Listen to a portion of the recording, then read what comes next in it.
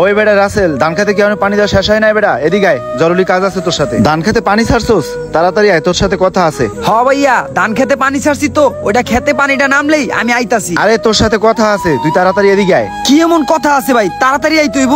আচ্ছা ভাই, আইতাছি। ভাইয়ার আবার হঠাৎ করে কি হলো, এত তাড়াতাড়ি ডাকতাছে? আমি এসে টেনশনের ভিতরে বেটা, তুই এখনো দেরি করতেছ, তাড়াতাড়ি আয়। হ ভাইয়া, আসছি, কও। হুন ভাই, আমি যে কীটনাশকের অবৈধ ব্যবসা করি, ওইডে পুলিশ যাই না গেছে, আমার নামে এখন একটা মামলা হয়েছে, বুঝছো? কি কও ভাই, তোমার নামে মামলা হয়েছে? পুলিশ যদি তোমারে ধইরা লইয়া যায় তাহলে আমগো এই ক্ষেত খামার কি হইব? এত বড় ফসলের মাঠ, খেতে কত ধান হইছে, আরো কত কিছু, এইগুলা কেডা হ্যান্ডেল করব? পুলিশ আমারে খুঁজতে আছে, আমার নামে মামলা হয়েছে, কিন্তু পুলিশ খুঁজতেছে। পুলিশ কিন্তু আমার বাড়ি গেরি আমারে চিনে না, আমার ফেজেও চিনে না, খালি নামে চিনে। যেভাবে হোক এটা তোর হ্যান্ডেল করতে হইব। আমি যদি ধরা পড়ি, এই যে দেখো ক্ষেত খামার, এগুলো কিরা দেখাশুনো করবো? এইগুলো সব আমি হ্যান্ডেল করবো। তোর এখন একটা কাজ করতে হইব। কি কাজ ভাই? আমি যে এই অবৈধ কীটনাশক বিক্রি করি, আমারে কিন্তু পুলিশ চিনে না। তুই পুলিশের কাছে যাইয়া অ্যারেস্ট হবি আমার বদলে। আমি একমাত্র দেখাশুনো করতে পারবো। তুই টেনশন করবি না, তুই পুলিশের হাতে অ্যারেস্ট হবি, তোরে 10 দিন পরে ছাড়াই নিয়ে আসবো, কোনো ঝামেলা নাই। যত টাকা লাগে আমি বুঝবো। বাপ মরার পরে তোরে আমি দেখাশুনো করতেছি না, এত পর্যন্ত তোরে বড় করাইছি, বড় করছি, তোরে দেখে শুনে সমস্যা নাই। পুলিশে আজ থেকে তোরে ছাড়াই নিয়ে আসবো, তুই এই নিয়ে কোনো টেনশন করবি না। জিবিলো আজকে রাতে তুই অ্যারেস্ট হবি পুলিশের কাছে যাইয়া। ভাই, আমি যদি তোমার বদলে পুলিশের কাছে অ্যারেস্ট হই, আমার তো সামনে এসএসসি পরীক্ষা। যদি এই এসএসসি পরীক্ষাটা আমি না দিতে পারি ভাই, তাহলে আমি তো একটা বছর পিছায় যামুগা। আরে এসএসসি পরীক্ষা দিয়ে কি হইব বেটা? আমার যে এত টাকা পয়সা আছে, এই টাকা কি খাই? তুই আমার ভাই, আমার মানে তো টাকা চিন্তা করো বেটা, তোর কিছুদিন পর ছাড়াই নিয়ে আসবো, সমস্যা নাই। তুই পরীক্ষাও দিতে পারবি, সমস্যা নাই। তোরে আমি ছাড়াই নিবো, টেনশন। তুই যে খালি থানায় আমার বদলে অ্যারেস্ট হবি। ঠিক আছে ভাই, আমি তোমার কথা অনুযায়ী তোমার বদলে আমি অ্যারেস্ট হবো থানায় যাই, কিন্তু আমারে তাড়াতাড়ি ছাড়াই আনবা। ঠিক আছে, কোনো সমস্যা নাই। তুই আমার ভাই, তোর 10 দিনের ভিতরে আমি ছাড়াই আনবো। তুই থানায় যাই খালি কবি এই অবৈধ কেমিক্যালের ব্যবসাটা আমার।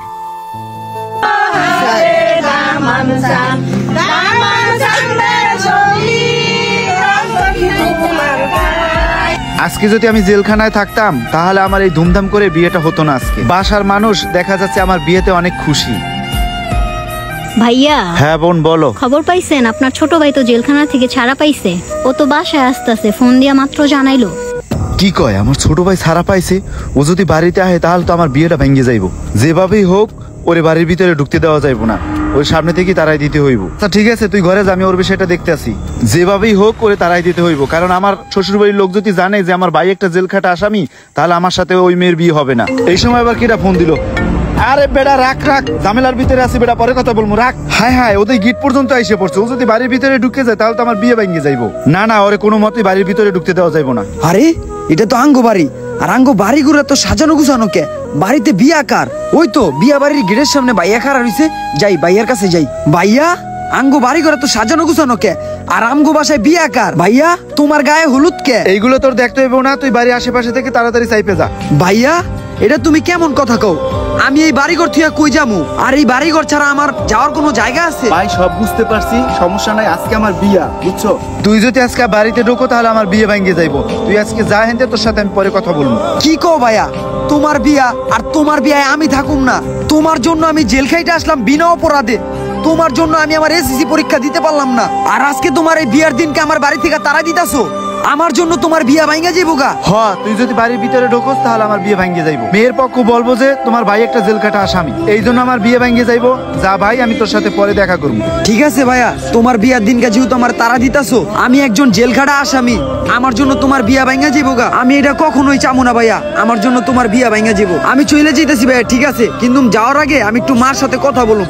মার একটু ডাক দাও, একটু কথা কমু মার সাথে একটু দেখা করাই দাও। কারোর সাথে দেখা করার আজকে কোনো দরকার নাই ভাইয়া প্লিজ, জেল থেকে এতদিন পরে আসলাম ভাইয়া। ভাইয়া, তোরে জানি বাড়ির 30 সীমা নাই আর না দেখি আমার। ভাইয়া, তুমিও শেষমেশ আমার সাথে এরকম করলা। তোমার জন্য বিনা অপরাধে জেল খাইতে আসলাম আমি। ঠিক আছে ভাইয়া, আমি চলে যাচ্ছি। কিরে, রাসেল এত বছর পর কইতে গাইলো, আর আজকে ওর ভাইয়ের বিয়া, আর ওর ভাই ওর লগে এত খারাপ ব্যবহার করতেছে কেন? বিয়ার দিন ওর ভাই গায়ে হাত তুলতেছে কেন? যা তুই, আমার বাড়ির যেমন 30 সীমা নাই আর তোরে না দেখি, তোর জন্য আমি হলুদটাও ভালো মতো করতে পারলাম না। কি রে বন্ধু রাসেল, তোর ভাইয়ের লগে কি হইছে? আর তোর ভাই তোর লগে এরকম ব্যবহার করলো কি? তোর ভাইয়ের আজকে বিয়া, আর তোর ভাই তোর লগে এত খারাপ ব্যবহার করলো কে? আর তুই এত বছর পর কইতে গাইলি, কি রে বন্ধু, কি হইছে তোর? কথা ক। হায় রে বন্ধু, স্বার্থ শেষ হয়ে গেলে প্রয়োজনও শেষ হয়ে যায়, সেইটা পরিবার হোক বা অন্য কেউ। কে বন্ধু, কি হয়েছে? ঘটনাটা একটু খুইলা কত আমারে। বন্ধু, যে ভাইয়ের জন্য আমি মিথ্যা মামলায় জেল খেটে আসলাম জেলখানার থেকে, আজকে 1 বছর পর জেলখানার থেকে আসছি পরিবারের সাথে দেখা করুন, আয়সা দেখি ভাইয়ের বিয়ে। সেই ভাই আমার সাথে কি ব্যবহারটা করলো দেখতেই তো পারলি। আসলে বন্ধু, এই দুনিয়ার সবাই স্বার্থপর। আপন ভাইয়ের জন্য বিনা অপরাধে 1 বছর জেল খাটলি, আর এই ভাই আজকে তোর লগে কত খারাপ ব্যবহার করলো। ঠিক আছে বন্ধু, থাক, আমি আহি। বন্ধু, তোর এই দুনিয়া কেউ আপন না হইলো আমি আছি, চল আজকে আমার বাসায় খাওয়া দাওয়া করবি। কে কে আমার মতো বিনা অপরাধে জেল খাটছেন কমেন্টে জানান, আর এই ভিডিওটি কেমন লাগছে সেটাও কমেন্টে জানান। ভিডিওটি ভালো লেগে থাকলে ছোট্ট করে একটি শেয়ার করে দেবেন। আপনাদের এক একটি কমেন্ট আমাদেরকে নতুন নতুন ভিডিও বানানোর প্রতি ইন্সপায়ার করে।